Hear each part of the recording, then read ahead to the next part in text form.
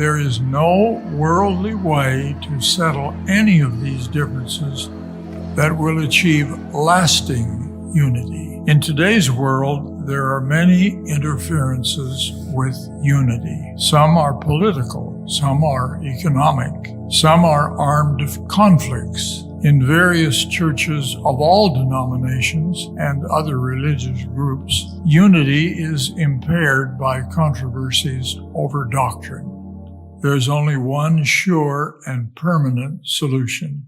Speaking to a group of his apostles in the New World, our Savior Jesus Christ asked this question: "What manner of men ought ye to be?" Only he can say without any reservation, "Follow me, learn of me, do the things you have seen me do.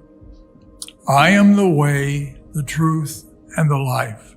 The only permanent solution to the differences that divide us is for all of us to follow our Savior's teachings and to gradually become even as he is.